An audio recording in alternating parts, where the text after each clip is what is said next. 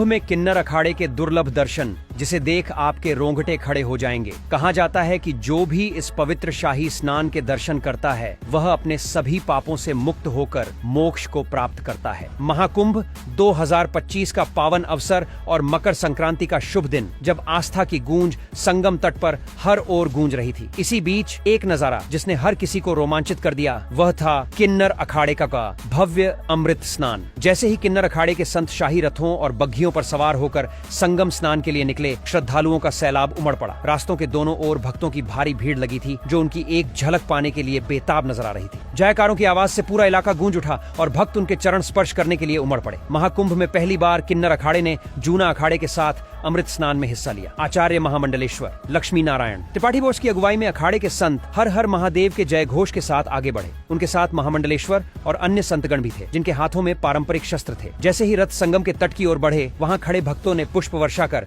उनका स्वागत किया। माहौल पूरी तरह आध्यात्म और आस्था से भर चुका था। किन्नर अखाड़े के संतों का यह भव्य स्नान सिर्फ एक धार्मिक अनुष्ठान नहीं था, बल्कि समाज को एक संदेश देने का माध्यम भी था। अखाड़े की सदस्य राम्या नारायण गिरियन ने बताया कि इस स्नान के दौरान सभी संतों ने भारतवासियों की सुख समृद्धि और समाज के कल्याण की प्रार्थना की। उनका मानना है कि महाकुंभ सिर्फ तीर्थों का संगम नहीं, बल्कि यह मानवता और समानता का प्रतीक भी है, जहां हर वर्ग को स्वीकार किया जाता है। जब संत अमृत स्नान कर लौट रहे थे, तब उन्होंने भक्तों को निराश नहीं किया। उन्होंने अपने आशीर्वाद से श्रद्धालुओं को नवाजा, उनके सिर पर हाथ रखा और मंगल कामनाएं दी। इस दौरान कई श्रद्धालु भावुक हो गए। कुछ ने किन्नर अखाड़े की इस भागीदारी को भारतीय संस्कृति का गौरव बताया। किन्नर अखाड़े के साधुओं ने पारंपरिक शस्त्रों का प्रदर्शन भी किया। उनके हाथों में लहराती तलवारें और जय घोष से गूंजता संगम तट महाकुंभ के ऐतिहासिक नजारों में से एक बन गया। चारों तरफ से हर महादेव के नारे गूंज रहे थे और माहौल पूरी तरह भक्तिमय हो गया था। महाकुंभ 2025 में किन्नर अखाड़े के इस अमृत स्नान ने इतिहास रच दिया। उन्होंने दिखा दिया कि अध्यात्म, भक्ति और समाज सेवा के लिए किसी भी वर्ग को पीछे नहीं रखा जाना चाहिए। समाज में स्वीकार्यता और समानता का यह संदेश महाकुंभ की पवित्र गंगा की तरह निर्मल